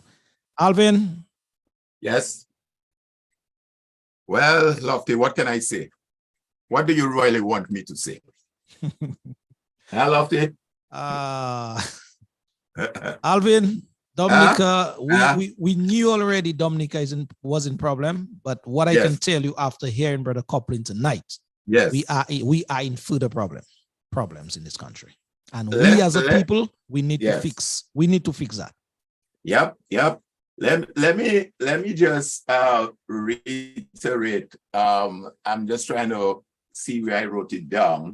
But I think Brother Copeland says that there were as many as 60 plus international journalists across 12 or more countries. And these reports are published in well over 11 different languages.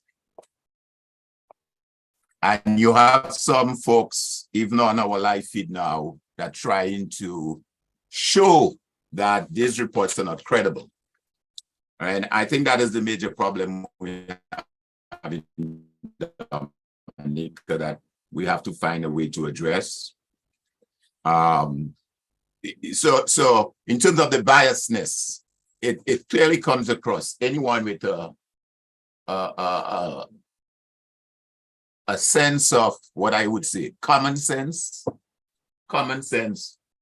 would recognize that an exercise of that nature, given what the brother said, Mr. Copeland, would pause and say, let me step back a bit. And yes, should the government provide some information, come clean, provide some transparency. And like he says, unlike the EU, where the EU felt it posed a security risk to them, hence the reason why they imposed visa restrictions on us. In the case of the US and other places, it's going to deal with more with money laundering, possibly drug trafficking, and bringing into questions countries like Iran, Syria, Jordan, and these hotspot areas that America over the years have had its difficulties with. So I think we're in a lot of problems. I think we definitely have to take pause and figure out how we move from there. Just listening to Zach this afternoon, and we had what's his name last week? What's his name last again? The guy we had last week? Tony Harari. We had Tony last week. I mean, is certainly of concern, and Dominicans should not take that lightly.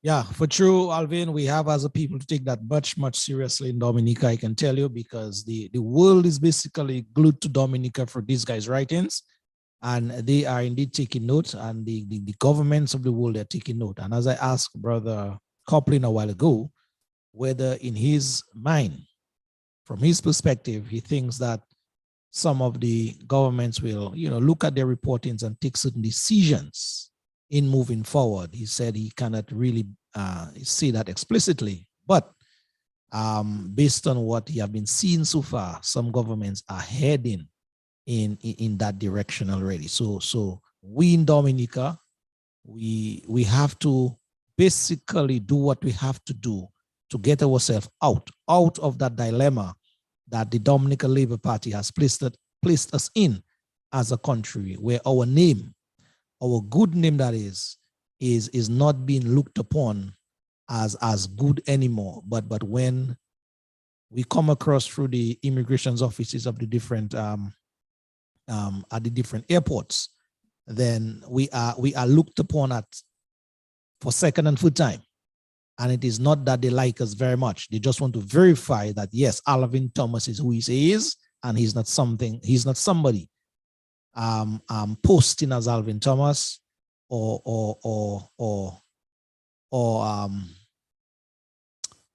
posturing as Alvin Thomas. And so that is the critical situation that we in Dominica face now. And again, it all stems back to we, the people. We have to do something about it. Getting the information from the horse's mouth, as it were, like Brother Copeland and others, that is all good. But just stacking up the information there every week, it really doesn't do us well in the country. We have to be able to act on that action in order that positiveness and the benefits be derived for Dominicans. Yeah, certainly loved it. And I think to quite apart from the security risk that the EU felt that they would have experience with allowing Dominicans to just come in without visa. Let's see if we can take a couple more calls now. If another person is here. Sure. If we have a caller, let's take it. Yes, and caller, yes, that is your time. So please use the telephone lines. Caller, yes, good evening. You're on. Yes, Lofty, I will be short this time. But Lofty, as a boy, I always used to hear them say, a stitch in time saves 9. When we used to go to school. And I said that because I remember when it was first brought it out, that observation that the numbers Roosevelt Skerritt were given in Parliament, there was a discrepancy with the numbers when the opposition leader pointed out. And I remember calling one of the program, I can't remember which one, if it's March or if it's workers program, but I was saying that the document Roosevelt Scary that presents in Parliament, and I still believe that today, was and is a fraudulent document in that if you come into Parliament to pass laws or to pass a budget that will become law to enact as law, and the numbers are not correct, that budget should never pass. I don't know what happened to our politicians down there, but try to pass a budget, your numbers have to be accurate, Lofty. And I cannot understand how Dominicans will sit by and watch a government, and I don't care which government, come and present a budget to Parliament to enact as law, and the numbers, Lofty, is way off, and yet they go ahead and present that budget and enact and make it become law. You know, and I just find a lot of times we have to do more as citizens of Dominica to take the necessary action. Maybe that's why it's a sitting time save 9, because if Dominican citizens had applied that pressure on Roosevelt Scary, it wouldn't have been going on and on. And Roosevelt Scary looked like he don't care, Lofty. It's not true that people saying this program have a problem, sort it out, fix it up, okay, your practice if you decide to sell passports. I mean, election have consequences. If that's how you feel you can raise money for the country and the people, that's okay with me. But you have to come clear and you have to come straight. You cannot come and pass a budget and all the numbers is just fraudulent numbers. And we hear it from a number of reporters, even the last one we just had there off the way he's saying the numbers that was given in Parliament and the numbers with it. It doesn't match at all. And I don't know who to just sit down and accept that. That's all I'm going to say. Thank you. All right, my brother. Thank you for your very succinct point here. Thank you very, very much indeed. Folks, yes, the numbers are open. It is now 7:30. So that means we have like half an hour till we go to that finish line. So please make use of that half hour. Our lines are now open up to you, whilst me and Alvin do the necessary back and forth. Yes, Alvin. Yeah, I think the other thing which I would want to say on this, Lofty, is that, and I agree with the last caller with the comments that he made, but the other thing which we might want to look at is to what extent does that program benefit Dominicans? Because you hear some folks saying, well, suspend the program, or we shouldn't suspend the program, because if we suspend it, it's going to be worse for the country. But let me just share with our listeners some numbers as it relates to the CBI. As you know, there are 5 countries within the OECS that does the CBI program: Antigua, Dominica, Grenada, St. Lucia, and St. Kitts. St. Vincent does not do a program.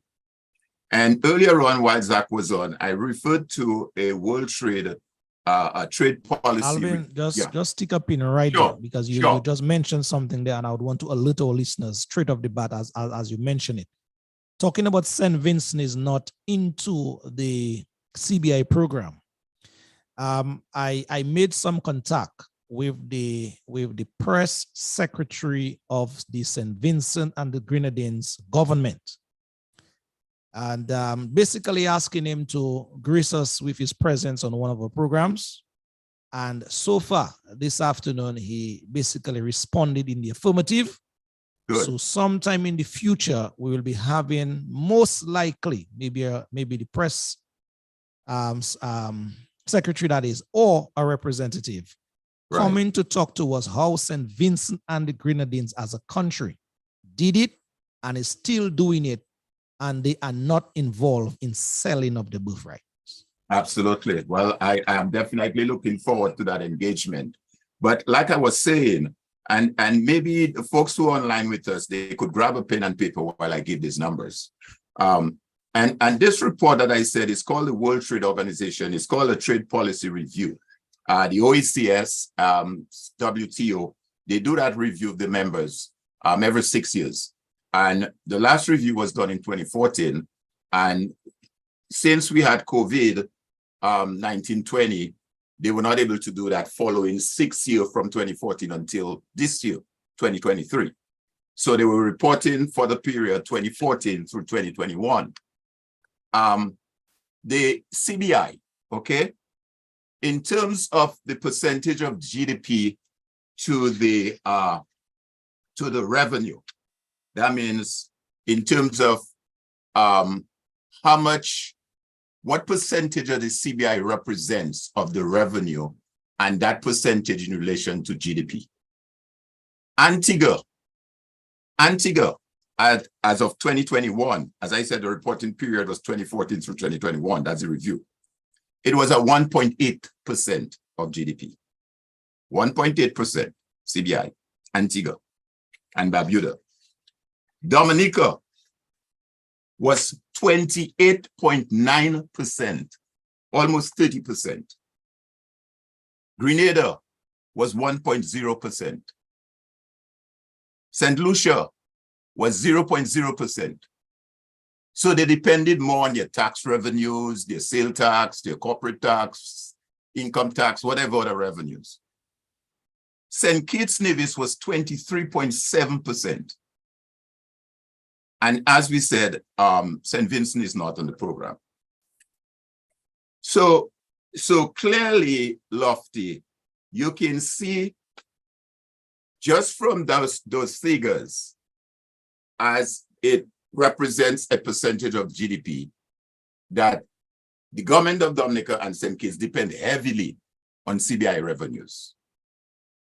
Now, to what extent those revenues translate to the people on the ground? Okay? The people on the ground who are supposed to be a beneficiary of the program in terms of the social benefits, development, employment, private sector, whatever, improvement, creation of jobs for young people. To what extent does that translate? And that is a big issue. And I think that is where the man on the street in Dominica need to ask themselves the question, the man and the woman, am I better off now than I was 5 years ago, 6 years ago, 10 years ago? And I think this is something we can't miss. Let me also state further, in terms of the public debt to GDP ratio. In other words, to what extent the country is in debt. And again, Lofty, we have to look at all that within context. We can't just look at it purely from a Dominican's point of view. We are part of a grouping of OECS. It's like a family. You're in a family. You have the wife, the father, the husband, the children, the cousin. If one member of the family is misbehaving or not doing it right, then it affects the whole family. GDP to debt ratio, okay? Public debt to GDP ratio. Antigua at the end of 2022. And remember, I told you Antigua is at 1.8 for the percentage of as a representative percentage to the revenue, meaning the CBI. Antigua public debt to GDP is 84.83%, write that down. Antigua. Dominica, public debt to GDP ratio, 104.3%. So that means we are in more debt than Antigua. We owing more. The country is owing more. Every citizen of Dominica has a debt they're carrying to pay back. Grenada, public debt to GDP ratio as of 2022, 64.75%. Grenada only got 1.0% of GDP representing as revenue from the CBI. St. Lucia, public debt to GDP ratio as of 2022, 85.6%. St. Lucia had 0.0. So a lot of their revenue is not of the CBI. St. Kitts has a big portion like Dominica, 23.7% of GDP, revenue from the CBI. But guess what St. Kitts public debt to GDP ratio is? 61.1% St. Kitts, okay? And St. Vincent, who doesn't have a CBI program, their public debt to GDP ratio is 87.8%. So you can see right away from those figures, Lofty, that Dominica economy is in a worse state than the rest of its neighboring countries within the OECS. And yet they amass 28.9% of GDP in terms of revenue from the CBI. So that should be a concern for us in Dominica. Because at the end of the day, the program is intended to make the lives of Dominicans better. That's the purpose of the program, to make the lives of Dominicans better. And if you cannot see that, if that does not translate on the ground, then it means something is wrong. And bear in mind, from what we saw in the report, the EU reported a total, and I would want to believe that the EU was able to validate their numbers. Dominica sold 34,500 passports. St. Kitts, on the other hand, did 36,700. Bear in mind, Dominica population, as estimated at the end of 2022, I think that was 72,773 persons, the population. St. Kitts, on the other hand, was 47,657. So you can see the disparity. You could see where as 47% of the population, well, not 47%, but if 72, I would imagine you add on the other 34 to it. I guess right now, I'm not sure if that 72 incorporates that 34, but clearly the number of passports sold vis-a-vis the population number of 72,737 represents a 47.43% of the population. And in St. Kitts Place, we're looking at 77.0%. So that is an aspect of it that we have to look at and ask ourselves the questions. Am I, as a Dominican, benefiting from the program?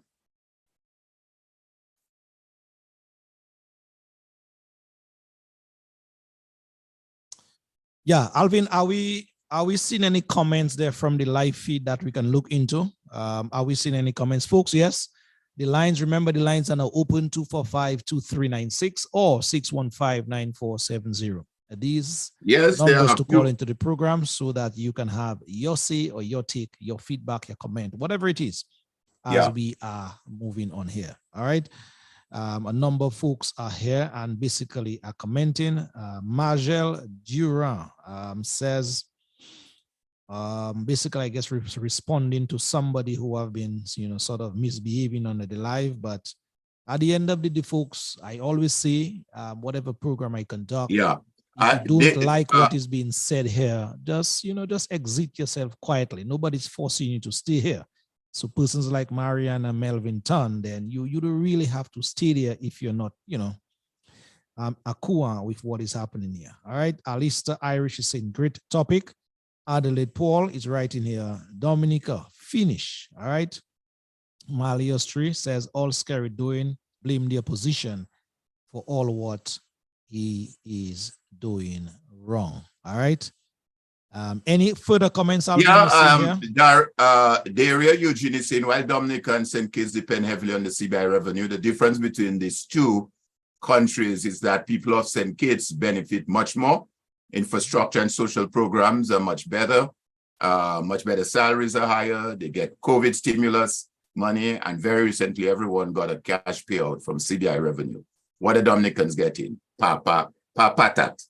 That's from Daria. And on that note, as she put, it's interesting because let me share with our folks again. Let's just run through some comments, Alvin. Let's just run through some comments and then we'll get back to Mary Lorio. Yes, says, wow, so much information to dissect. The people of Dominica have to come together and remove this government, period. Gadia DeLu says, well said, Zach. Joe Benjamin says, great job, Lofty and Alvin. TC Godden, Max here, right here. Thank you, Zach. Rosie Felix says, kudos to a real journalist, and that real journalist, you really stressed on that real journalist. Yeah. I would want to think she's speaking about Brother Zach, who was just here with us a while ago. Carol Olivachi Brun is writing, thank you. Zach, it's been a pleasure having you. All right. Another caller is calling in here, Alvin. Let's try to take that caller. Sure, go ahead. Let's take it. Caller, good evening. You are on to Civic Vibes. Greetings. Yeah, I'm back again. Yeah. Lofty, during the interview with the journalist, you made reference, you asked him of his intentions as it relates to what was being said in Dominica, that the intention was to cripple Dominica. Let me take you on. Let us suppose that was the intention, in fact, and in truth. How would you have felt about that? Well, brother, that the program itself is not working for and on behalf of the Dominican public how it's supposed to. So if it means by the reporting of these guys, then the program would be brought down or brought to its knees. I personally don't have a problem with that. But at the end of the day, the journalist, hold on, the journalist himself have to claim himself, and I agree with him. Their intention is to bring the truth, the whole truth, and nothing but the truth to the fore. So in doing that, trust me, it have to have some kind of repercussion. And if it means, then the program have to be brought to a halt. Let it be, bring it on. I totally agree, because I think, you see, if you have a child who is misbehaving, and every time you're just saying, oh, he's misbehaving, and you're not penalizing that child, he's going to continue to misbehave. And I think the time has come when we should say, Kaipulko has it. If Dominica is brought to its knees, let us accept that. If that's the way we're going to take the scales of the eyes of Dominicans, let us do it. Let us do what has to be done to make sure that some sanity comes to Dominican governance. Because we cannot just sit down there cry, things are not working, and not doing. Let whatever has to bring down this government, let it be done. If that journalist report had to do it, so be it. I give kudos to that. All right. Thank you very much, caller, for your comment here. Yes, Alvin, you were saying something? No. I agree with the caller. I just wanted to add here. I mean, again, I always like Lofty, not narrowing our conversation to just Dominica, but to the broader, within a broader context. And as Zach said, the question is transparency. Open government provides for what one might say as an essential foundation for economic and social as well as political progress. And that is done by strengthening transparency of institutions. So there has to be a level of transparency. Releasing key information on public services as they contribute to our growth and our development to ensure accountability in government. That's all we're saying. We're saying if you're running a program, then come clean. We have another caller, Alvin, on the line. Let's see if we can entertain that caller. Caller, good evening to you. You are right on to Civic Vibes. Go on. Good evening, Lofty. Hi, good evening. Good evening to your guest, Mr. Alvin. Man. Good evening. Lofty. Yes, sir. Good evening, sir. I think it's not only Mr. Linton, them people want to go, if you know. It's just that they didn't call your name. but why I call, I'm not going to stay long, anytime I have a program and I can listen, Lofty, I will listen, because your program always been educational to me from day one. But who I'm thinking of? I think Dominican, all of us need to put a crown on Mr. Angelo Allen head, I think the time must come where we must publicly say to him thanks, because from the time he started his program and I'm listening to him, everything he said before, years ago, that's what happening. But I don't hear much about him now. So I am thinking as a Dominican, we all must, at least if it's just thanks we have to say to him, give him a cup of tea, make him feel that we appreciate him. We need to do that, man. Thank you, Lofty. Yes, indeed. Thank you very much. Yes. No, I think the caller is correct. I mean, we cannot recognize the voice that Angelo and Lennox Linton have given to those issues. over the years. That is absolutely true. And sometimes it's just unfortunate, as they say, a prophet is never recognized in his own country. But they have been at it for quite some time, and the caller is absolutely right. But one of the persons on the field, I think it's Julius Cobbett, he said, "How about the housing program? Question mark. How much of the CBI funds are used to finance the housing program?" I can't give him an answer to that, but I'm sure that is some information we can obtain if, I guess, the information is there and made available by the government, because, as you know, government is not coming clean on anything whatsoever. But just to give an idea, Lofty, in terms of what Daria raised earlier, as it relates to St. Kitts and Dominica. And I'm using these two countries because they are relatively, in terms of how much the CBI represents their revenue to the country. In 2020, after COVID-19, listen to some of the measures that St. Kitts took for its people.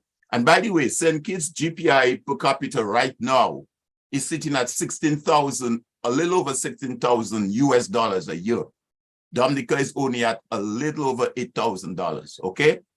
That's to show you how wealthy a citizen of the country is in terms of GDP per capita. Listen to what St. Kitts did.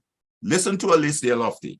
In 2020, the St. Kitts government provision of income support of up to $1,000 a month for affected workers through the Social Security Board. Injection of $10 million to boost production in agriculture and ensure greater food security. Provision of additional funds to support the poverty alleviation programs. Provision of additional resources to capitalize the severance payment fund. Provision of $30 million in funding through the Development Bank of St. Kitts and Nevis for mortgage loans to citizens. Moratorium on payment of mortgages held with the National Housing Corporation and the Development Bank of St. Kitts and Nevis. Moratorium on payment for electricity services for April to June of 2020 by the St. Kitts Electricity Company and the Nevis Electricity Company. Postponement of the payment of property tax from June to September 2020.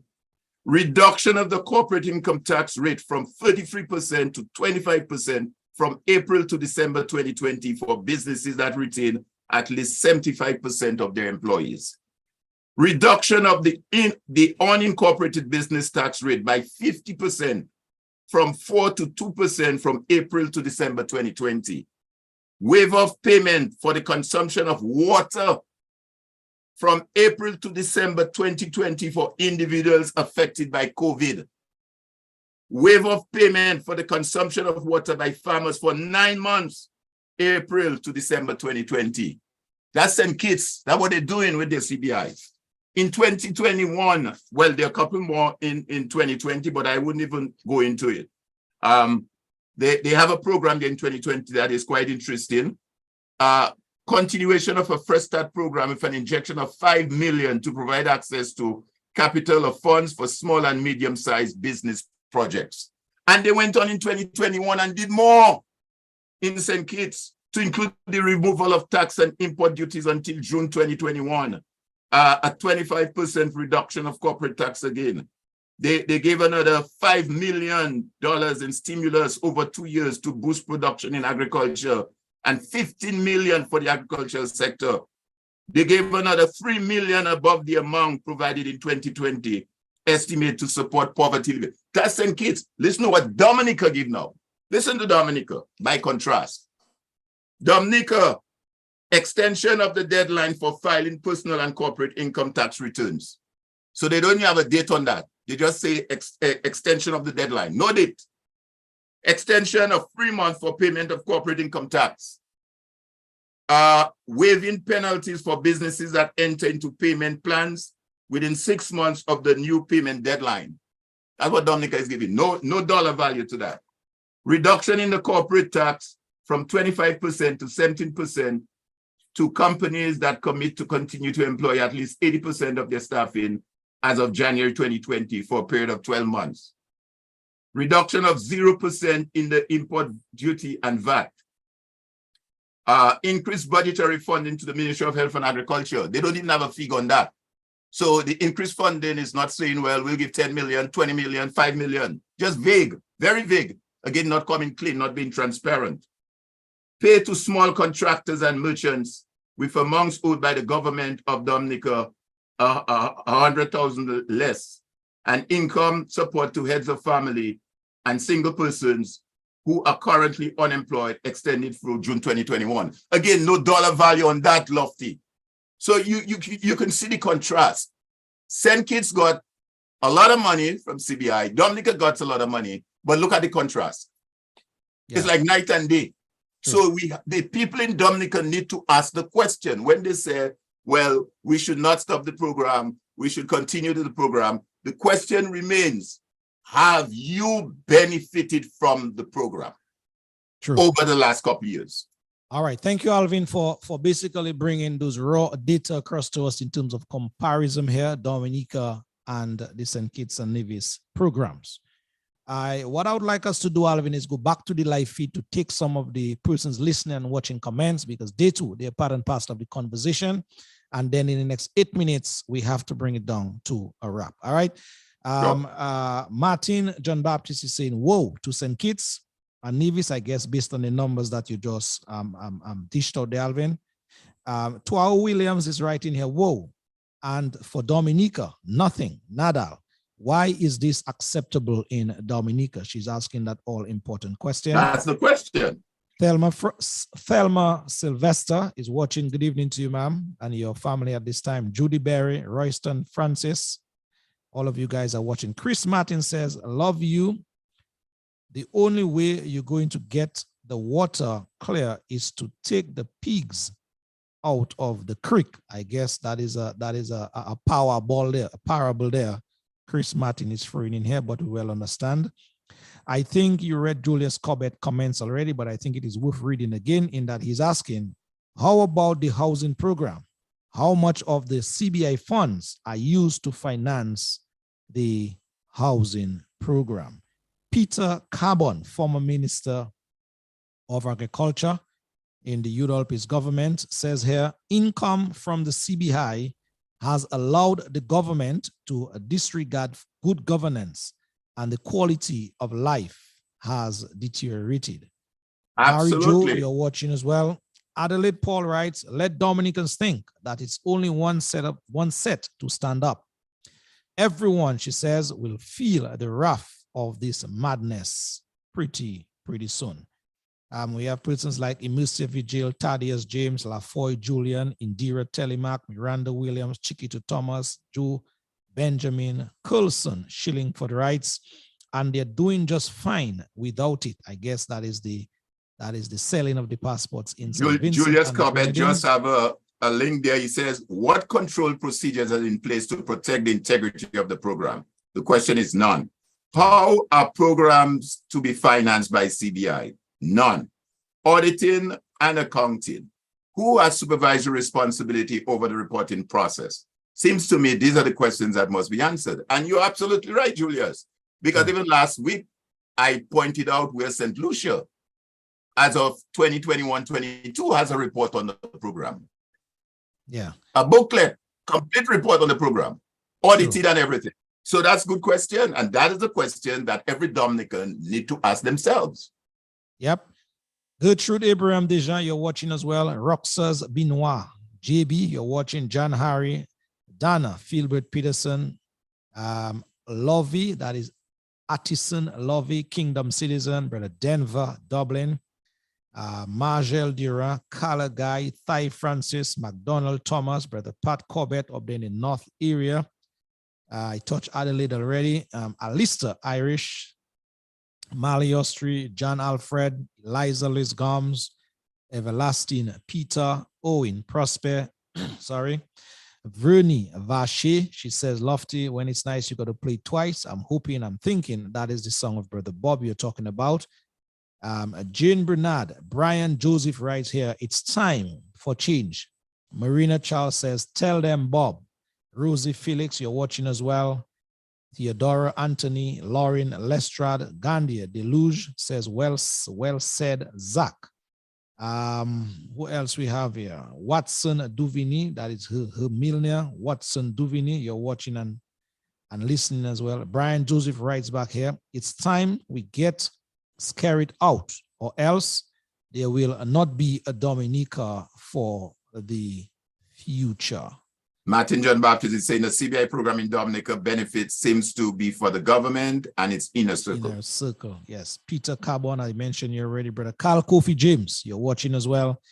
And so a number of folks are watching. Folks, it is 5 minutes to the good old hour of 8 o'clock. In 5 minutes time, we got to bring it to a wrap. Alvin, let us just, pull everything together as we bring the program to a wrap. Well, let me just say, Lofty, again, for the benefit of those on the feed and those pundits or whatever you might want to call them in Dominica, who seems to feel that the Civic vibes, along with this international journalists, are out to get the government or to get scared or to kill the CBI program. I think this is disingenuous. This is not truthful. That is dishonest. And that's the furthest thing from the truth. At the end of the day, a government is here to act and to represent its people. Alvin, but let me just add to what you said. If it's the information, the factual information that emanates out of Civic Vibes programming that have to bring the program / the governments to its knees because they are not doing good by the people, then let the facts speak for themselves. Let the chips fall where they may.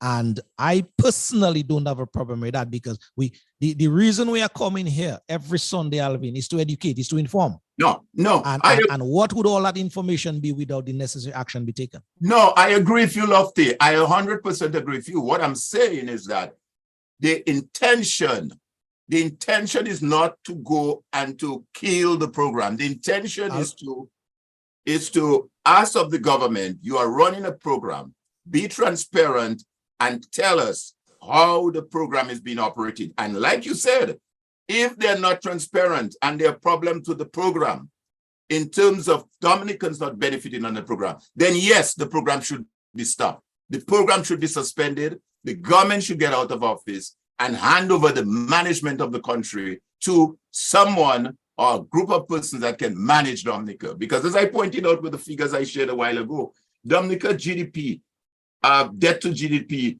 public debt to GDP ratio is 104.3%. You know what is the target within the OECS? 60%.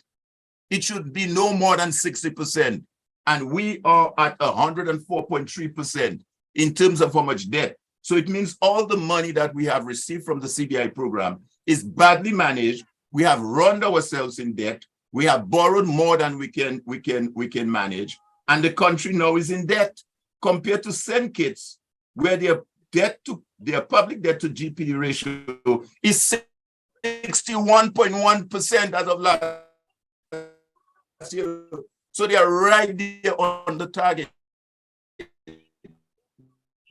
Now, clearly, if Dominica is bringing down the member in a family, he's affecting the family within the OECS. And I think that too is a question that we have to raise. The fact that so many people have our passports, they are now citizens of Dominica. Alvin, your signal is breaking up and we have to bring it to a wrap in just a bit. Next week or the week after, we'll be having someone from St. Vincent. Yeah. I know you said next week we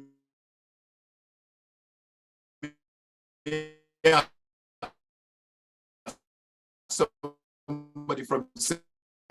Vincent. And St. Vincent doesn't have a CBI where they are. St. Vincent has some extra, and most of their funding for their project is obtained through grants from the UK government or the CDB. They're doing a modernization of their port, a hospital, a private enterprise, a resort, well over 200 million US dollars or thereabout. And all of that is funded. And their GDP is just a little over 87%. So I agree, Lofty, that we have to now take some action. And like you say, the information is just not just giving information. But now that we have the information, we need to start asking the questions. I think one of the callers to Matt's program, we need to confront everyone on the island, the Minister of Health, the Minister of Finance, the Minister of Agriculture, where we meet them. Scary had said to shame them where we meet them. Well, we need to ask the questions. What is happening to the CBI money? Can you account for it? So I think that's the job that everybody on island need to make and to take some course of action as we move forward. No one is exempt, so when a prime minister. All right, Dominica, that is it. It is 1 minute past the hour of 8 o'clock. We got to go.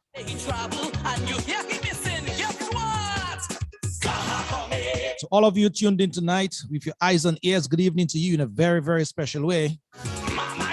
Those of you call and comment, thank you as well. For a special guest, Brother Zach Coplin, thank you very, very much, my brother. Dominicans, we got to go. King Bob, we signing out at this time. See you. I love to have a good week, my brother.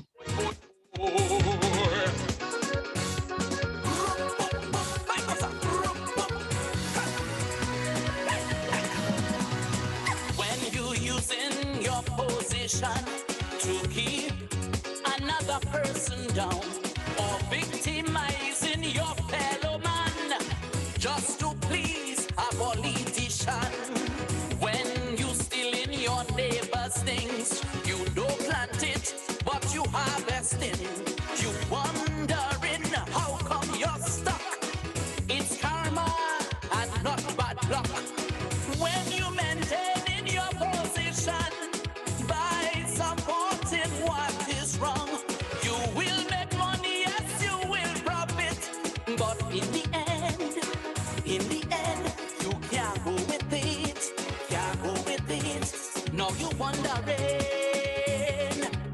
was it all worth it? So when you're doing evil things, karma coming, and you're thinking you escaping, karma coming.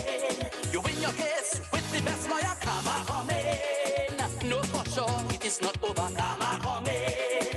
Hey, karma comes to kings, even the lowest of men. It's a natural justice thing.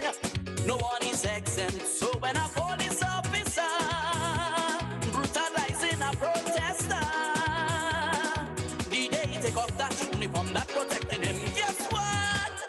Karma coming. Boom, boom, boom, boom. Aye.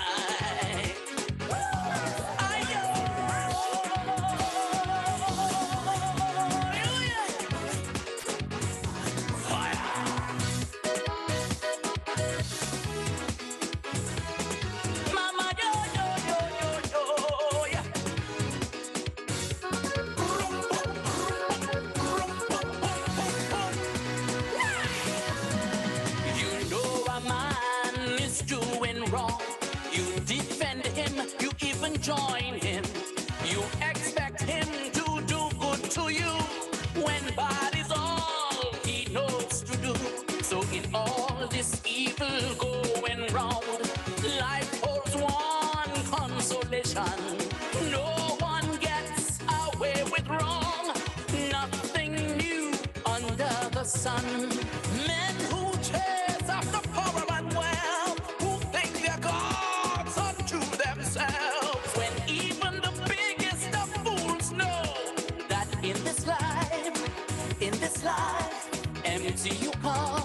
Empty you come. You stay for a while and you better do what's right. Cause you know it's empty you'll go. So tell the cops and the police, karma coming.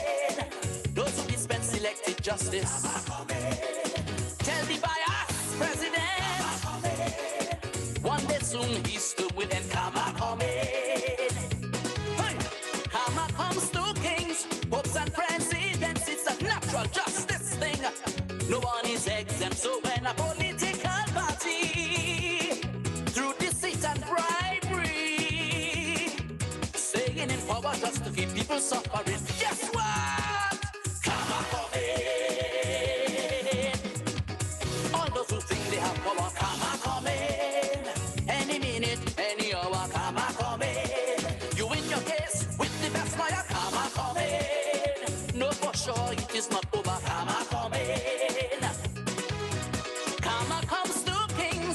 should always stop, man. It's a natural, just